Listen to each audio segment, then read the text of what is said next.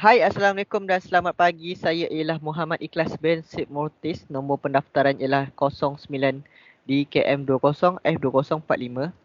Dan juga saya dari Jabatan Kejuruteraan Mekanikal lah. Okey, untuk pagi ni saya nak memperbentangkan saya punya slide ketika saya menjalani latihan industri di SA Property Management.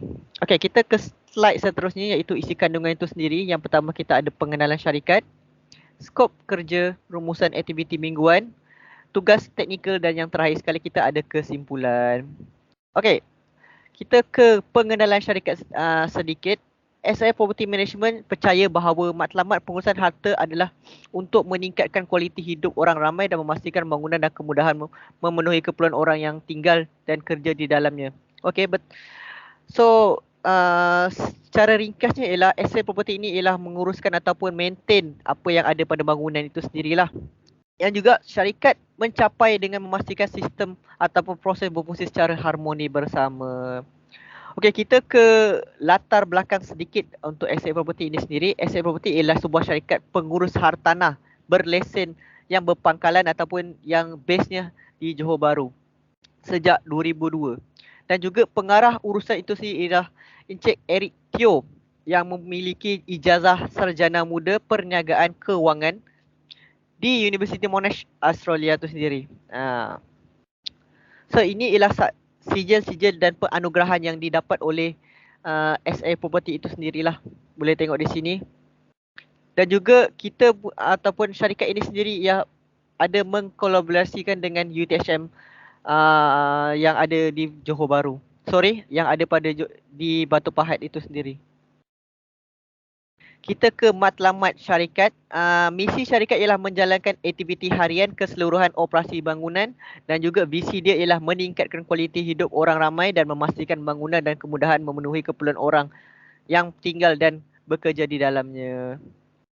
Okey, kita rumuskan sedikit apa yang ada ataupun apa yang kita buat sebagai technician yang ada di SA Property. Task yang pertama kita ialah melakukan pemantauan sekitar bangunan bagi memastikan fasiliti yang ada itu sendiri dalam keadaan yang baik dan dapat digunakan dengan baik. Task yang kedua kita ada memberi pandangan dan mengenal masalah yang dihadapi oleh penduduk. Okey, sebagai contoh ringkasnya ialah bila kita ke rumah orang ataupun penduduk di sana orang kata adakan komplain ataupun ada masalah di rumahnya, kita sebagai technician sedia untuk membantu ataupun memberi pandangan kepadanya. Dan task yang ketiga kita lakukan ialah menukar dan membaiki komponen yang tidak berfungsi di sekitar bangunan. So itulah task-task yang saya lakukan ketika berada di sana secara ringkasnya.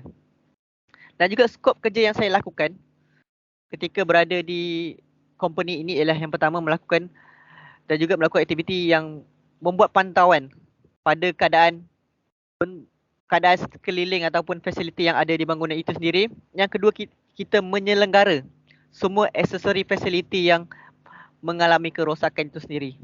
So, tugasan-tugasan yang kita lakukan secara ringkasnya, apa yang kita lakukan ialah menukar kontaktor yang mengalami kerosakan akibat wear and tear ataupun menjadikan komponen lama sebagai tanda arah sebagai untuk menukarnya ia sendiri.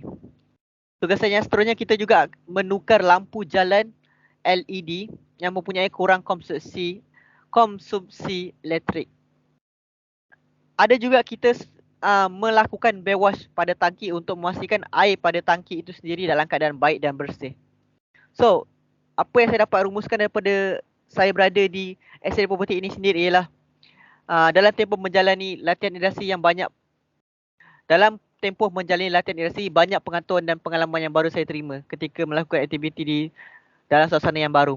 Pengetahuan dan pengalaman ini amat berguna untuk saya untuk memajukan diri saya sendiri dan membantu untuk kemudahan di masa akan dapat, terutamanya sekali dalam bidang pengurusan bangunan itu sendiri. So itu saja slide saya untuk tentang saya punya latihan industri. Sekian, terima kasih.